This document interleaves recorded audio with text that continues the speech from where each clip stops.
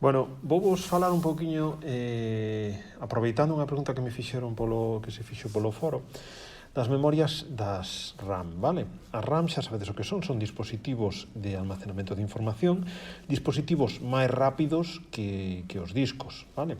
Son dispositivos soen ser máis pequenos, pero, bueno, son máis rápidos e o coste por xiga é máis o custo por almacenamento é máis elevado que, por exemplo, nos discos, vale? Isto xa sabedes que é unha norma, non? Canto máis rápido, máis caro. Entón, RAM é o acrónimo de Random Access Memory, é dicir, memorias de acceso aleatorio, e o que caracterizan é que son dispositivos que precisan da alimentación eléctrica continua, é dicir, se eu desconecto o equipo da rede eléctrica ou o apago, vou perder os datos que estén almacenados no seu interior. Algún de vos pode pensar, iso non é certo, eu cando suspendo o meu equipo, tal, cando volvo a encender está todo como estaba, eso como vai así? Bueno, eso é porque fais un volcado a disco desa información, vale? Pero lembrade, precisa a alimentación eléctrica continua, vale? Bueno, falando un pouquiño así de historia, houve dos tipos de memoria RAM, os de RAM e os SRAM, simplemente os nomearemos e diremos, bueno, eso, non imos entrar moito en detalle. Os de RAM dice que se compoñen de pequenos condensadores, vale? E van perdendo a súa carga progresivamente, polo que necesitan refrescos periódicos, vale? Características principais, pois que son baratas, vale? Eran as máis típicas, vale? As static RAM, polo contrario, utilizan outra tecnoloxía e non precisan ese refresco, vale? Que pasa? Son máis caras, vale? Bueno, non entramos moito en detalle. Aquí tedes unha especie de cronoloxía, vale? Dos módulos de memoria RAM, non entramos, vale? Neles, porque xa estou un pouco prehistoria, vale? Podemos empezar a falar dos módulos DIMM, que son, bueno, xa estos sí que son coñecidos, vale? Dice que reemplazaron os SIM, que ofrecían un ancho de bus de 64 bits, vale? Porque os módulos SIM utilizaban un ancho de bus de 32 bits. Que pasa? Que que procesadores de 64 bits, pois isto xa non bueno, quedaba un pouco en desventaxa, non? Bueno, módulos DIMM, aparte de que utilizaban tecnoloxía 64 bits, bueno, hai varios tipos de módulos DIMM. Os SDRAM, vale, que son síncronos de RAM, xa falamos do que eran os de RAM, vale, e, bueno, son quizás moitos de vos seguro que os lembrades, vale? Tedes aquí unha serie dos máis comuns, vale? O ancho de bus, a frecuencia e a velocidade de transferencia. Como se calcula esta velocidade de transferencia? Vale, isto vai un pouco relacionado coa pregunta do foro. Fixadevos, aquí nos está dicindo que o ancho do bus son 64 bits, non? E nos está a dicir que a frecuencia do bus é de 66 MHz, vale? Entón multiplicamos 64 por 66 e nos dá 4224. Se só dividimos por 8, danos 528. E dirá alguén, pero non me enterei de nada, vale? Lembrade, ancho do bus, é dicir, temos 64 bits, temos como se fose 64 liñas. A frecuencia, é dicir, xa víramos era inversa do tempo que, bueno, lembrade, tedelo en vídeos anteriores, vale? Pero o que facemos é multiplicar a frecuencia polo ancho do bus, temos ese número. Por que divido por 8? Porque a velocidade de transferencia a mí me gusta coñecela en megabytes por segundo, non en bits.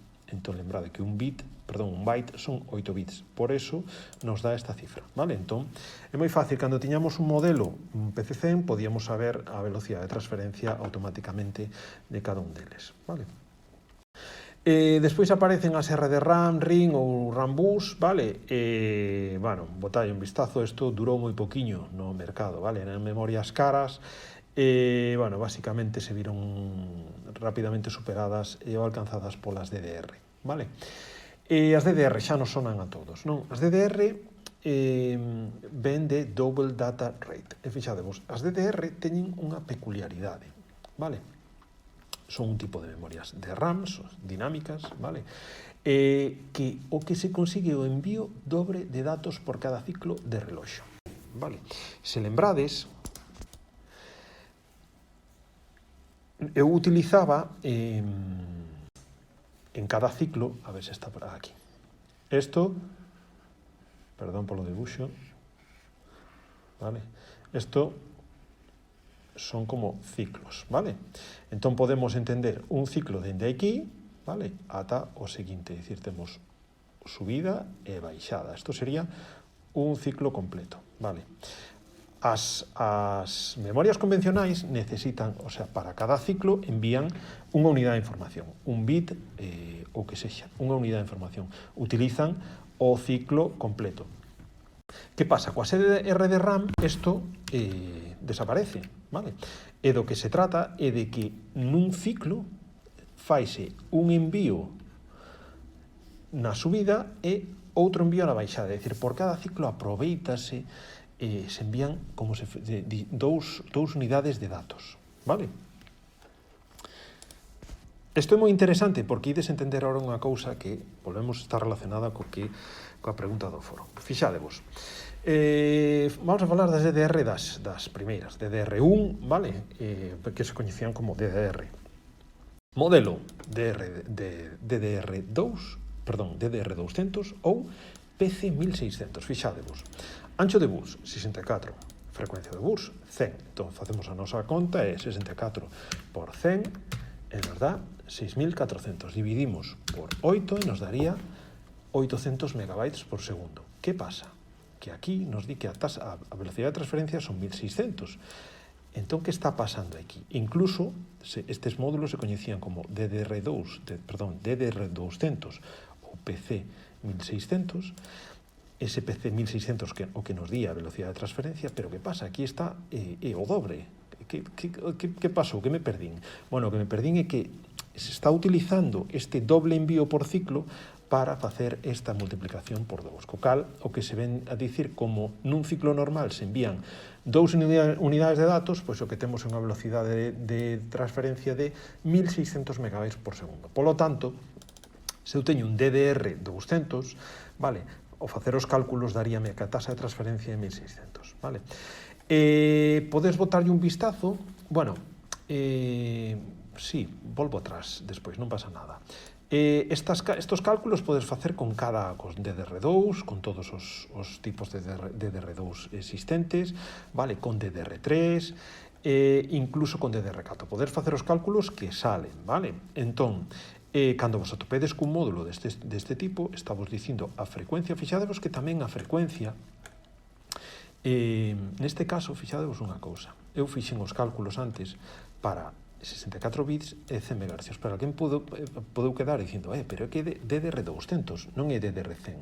Realmente a frecuencia que funciona é a 100, pero eles están xogando un pouco temas de marketing, é como se a frecuencia, en vez de ser 100, fose a 200, porque por esa peculiaridade de envío dobre de datos por ciclo. Pero realmente a frecuencia é de 100, non é de 200. Vale? A frecuencia é de 100, non de 200. O que pasa que se multiplica por 2 por ese doble envío. Co cal, DDR200 irá a 100 MHz e terá 1.600 megabytes por segundo de velocidade de transferencia. Isto seguides a DDR4, pois faced os cálculos, vale? DDR4 2400, pois o mismo. A frecuencia do bus non son 2400, son 1200, vale? Que pasa que, bueno, por eses temas de marketing ou polo que sexa, de denominación, chamase DDR4 2400. E con esa información, automáticamente, podo saber cal é a velocidade de transferencia, vale? máis cousiñas, aproveitando que xa paso por aquí, pois xa as deixo comentadas. Bueno, hai unha serie, cada un destes módulos, tipo de módulos, funciona a un voltaxe. Aquí vos di que, bueno, RDRAM funcionaba a 2,5 voltios, SDRAM a 3,3, vale? DDR normal, a DDR1 ou DDR funcionaba a 2,5 voltios, DDR2 a 1,8, DDR3 temos a 1,5, a 1,35 e a 1,25, dependendo se é DDR3 normal, se é low voltage ou ultra low voltage, vale? E por último temos DDR4 que funciona, onde a teño aquí, a 1,2. Se vos fixades, conforme avanza no tempo, conforme saen tipos novos de DDR, pois cada vez consume menos, vale?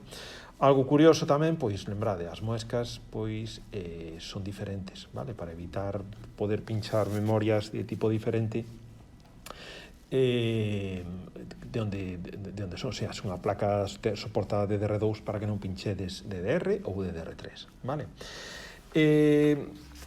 Bueno, botadelle un vistazo a todo isto, tamén aquí se fala dos multichannel, do dual channel, vale, isto xa o comentei, pero bueno, botadelle un vistazo tamén, porque, bueno, é moi interesante, pero de todos xeitos, se precisades que me pare máis en isto, pois, en vindeiros vídeos vos comento das latencias, do multichannel, dual channel, quad channel, o que sexa, vale?